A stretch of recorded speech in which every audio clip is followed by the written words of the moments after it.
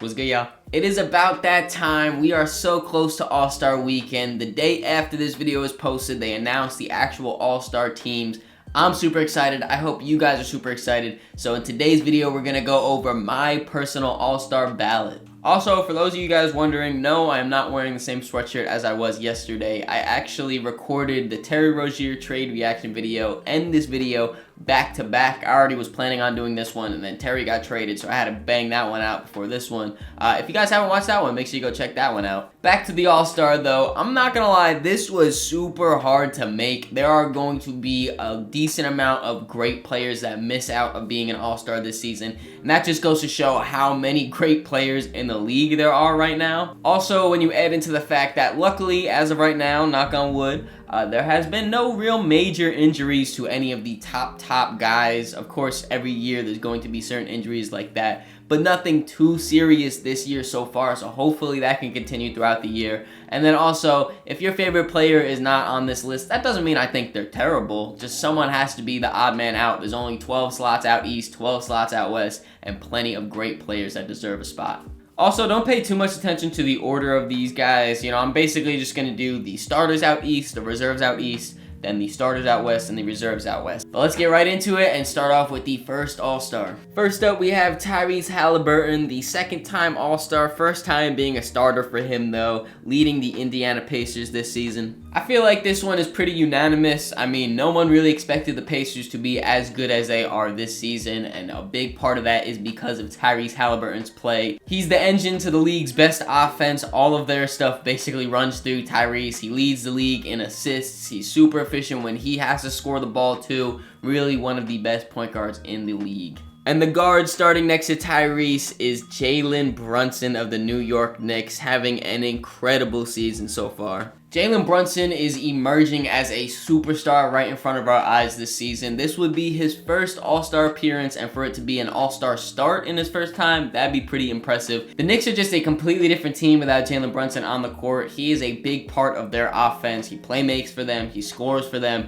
He really is one of the best scorers in the NBA right now. Whether it's scoring at the basket with his post moves, you know, fading in the mid-range, pulling up for three, he can really do it all. And now moving on to the starting front court of the East, I have Jason Tatum of the Boston Celtics up first. Some of these guys are definitely going to be a little bit more obvious than others, and in that case, I'm just going to kind of breeze by them. But Jason Tatum, he's the best player on the best team in the entire league. One of the league's best scorers, a top 10 player, perennial all-star starter. He's a very obvious choice for this one. The next starting forward for the Eastern Conference is, of course, Giannis Antetokounmpo, having an incredible season, both offensively and defensively. I think Giannis suffers from the LeBron syndrome, if you want to call it. It's just being too good too fast. You know, like, if you look at his numbers, he really should be an MVP candidate, but I really haven't heard much about it this season. It could be because the Bucks are a little bit, you know, underperforming, if you want to call it that. They're not dominating like many people thought. They still are the 2 seed though, and his numbers are insane. 31, 11, and 6 on 60% shooting with a steal and a block per game as well. Like, you really can't get much better than that.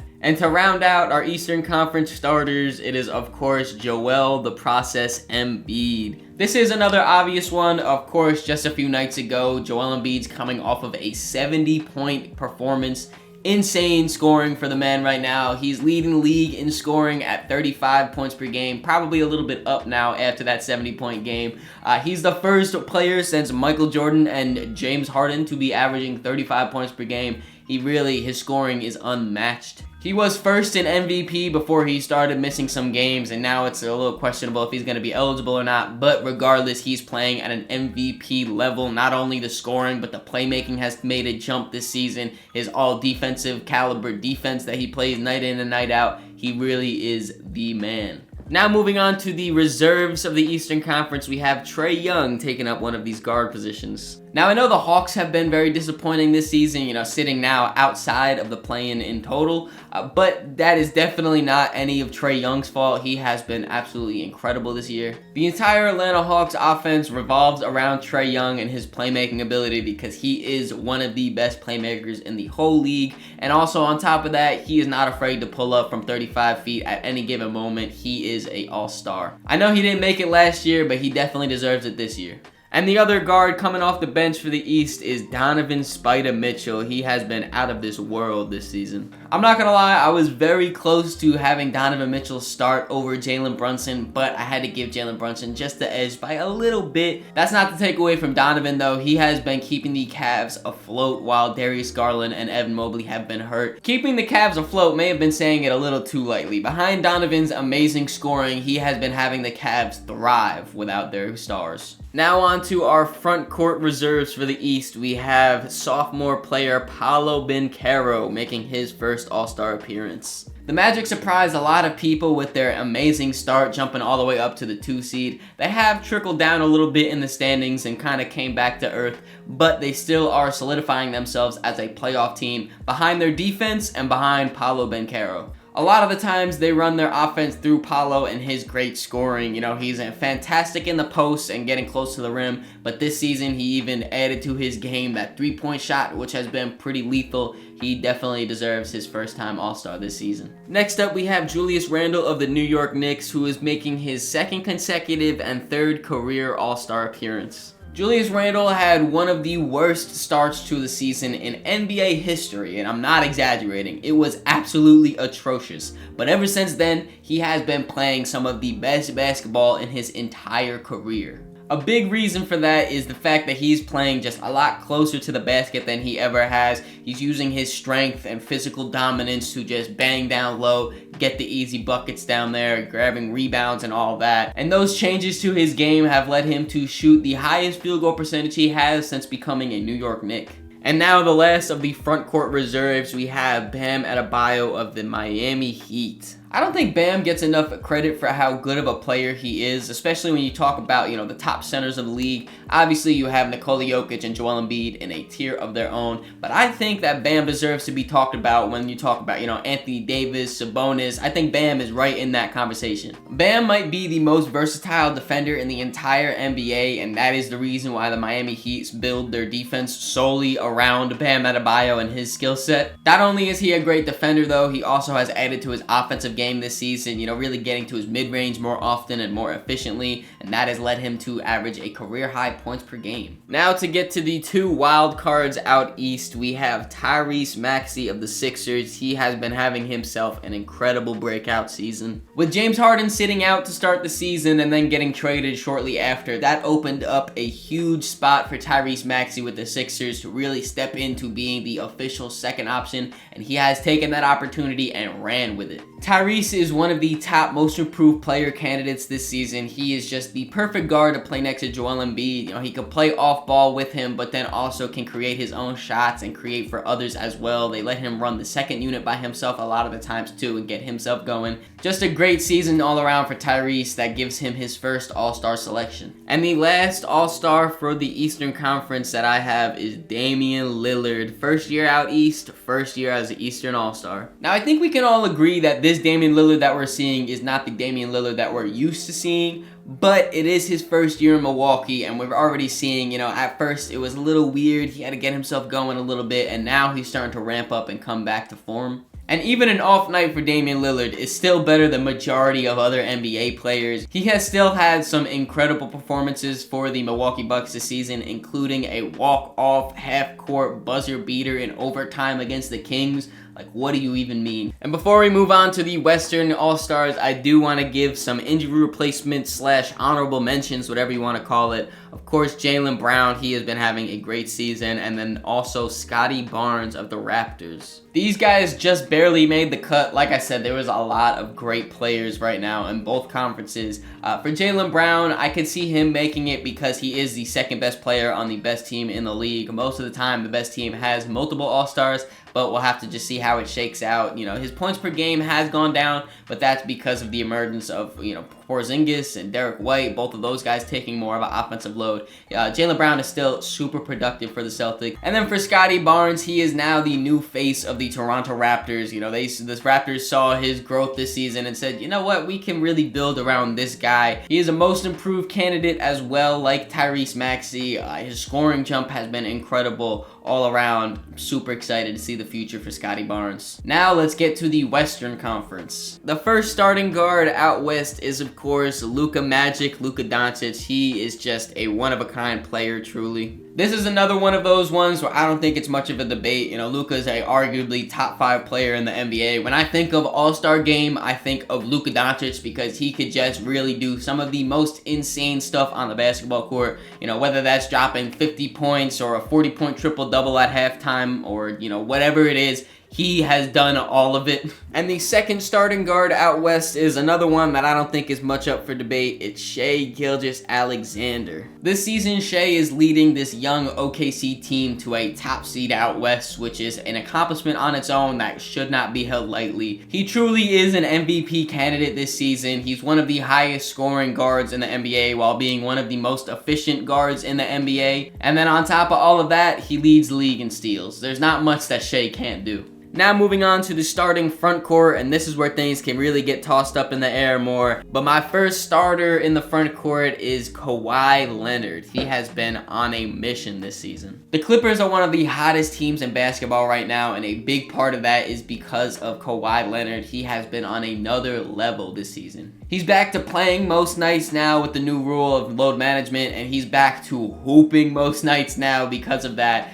He is one of the most efficient scorers in the NBA. The mid-range, automatic, can get to the rim, can shoot the 3-ball. It's just great to see Kawhi back and hooping. Also starting alongside Kawhi is his local Los Angeles native, 79-year-old LeBron James. For those of you guys that couldn't pick up that I was joking, LeBron is not 79. He's only 39, but still, to be 39 years old and be one of the top players in the NBA is unheard of. And even though this is year 21 for LeBron, he is putting up one of, if not the most efficient season of his entire career while still averaging 25, 7, and 7. And also, it's LeBron James. I mean, he's gonna be starting. And rounding out our starting 5 out west is, of course, Nikola Jokic, the reigning Finals MVP. This is another one of those guys where it's pretty obvious why they should be starting. I mean, he is one of the top MVP candidates this season, leading the Nuggets to a top seed out west, trying to repeat as champions. And he's almost averaging a triple-double on cruise control. Most of the nights, if you guys are watching Nikola Jokic, he looks like he's not even trying and still putting up these insane stat lines. And to kick off our All-Star reserves now out west, we have Stephen Curry. Now, I know the Warriors have been struggling and have been damn near atrocious this season, but Steph Curry has really been trying his best, man. Kind of like what I said with Luka Doncic, when I think of All-Stars, I think of Steph Curry because he's one of those guys that he is like one of a kind on the basketball court. Of course, he is the greatest shooter of all time, and that is a skill that only he possesses. But also, he's putting up 27, 4, and 5. Like, that is an insane stat line in its own right. And in that backcourt off the bench next to Steph Curry, I have Phoenix's own Devin Booker. After trading Chris Paul in the offseason, Devin Booker has taken over the point guard role for the Suns, and he has been absolutely flourishing. He is still the elite scorer and the elite bucket getter that we all know him as, but now he's also averaging almost 8 assists per game. And just to put the little cherry on top, the Suns are finally finding their footing and moving up the standings. Now moving on to the front court reserves out west, we have Paul George. I don't know if this is a hot take or not, but I think that Paul George is having the best season he has since he finished top 3 in MVP voting. Now I know when you look at the numbers, it may not look like it because they have gone down now with the addition of James Harden. You know, James Harden has been playmaking his ass off for the Clippers this season, so Paul George doesn't really have to have that on his plate. Obviously, he comes and brings the scoring as well, but he is having the most efficient season of his entire career. Also, add on the fact that he's playing defense, and I mean, the Clippers are just absolutely rolling this season. Next up in the front court is the Slim Reaper himself, Kevin Durant. You know, all the praise that LeBron gets for playing so great in his old age and aging so gracefully and all that, rightfully so, he deserves that. I also think that Kevin Durant deserves some of that praise as well. KD truly is still one of the most efficient scorers from damn near every spot on the floor, shooting 53% from the field and 47% from 3 on mostly jump shots. He also has been the most consistent out of the Suns' big 3, trying to keep them afloat, and like I said with Devin Booker, they're starting to climb those ranks now. And rounding out our front court reserves, we have Anthony Davis. I know a lot of people like to get on Anthony Davis for, his injuries and missing games and all that, but this has been his healthiest season since he first joined the Lakers and they won the championship back in 2020. On both ends of the floor, he is just dominating the paint. The Lakers defense revolves all around Anthony Davis, similar to like what I said about Bam Adebayo. A lot of that applies to Anthony Davis. And then on the offensive side of the ball, he is just playing close to the basket, using his strength, getting down there, and just finishing at the rim. No more of those threes, no more of those mid-ranges. He's just playing at the rim and dominating. And then on top of that, he's rebounding incredibly well on both ends of the floor. Now moving on to the wild card spots. In the first one, I have Anthony Edwards. Now it is very obvious that Anthony Edwards deserves to be an all-star this season. He's the best player on the best team out west, and I wish that I could give him a spot higher than just a wild card spot,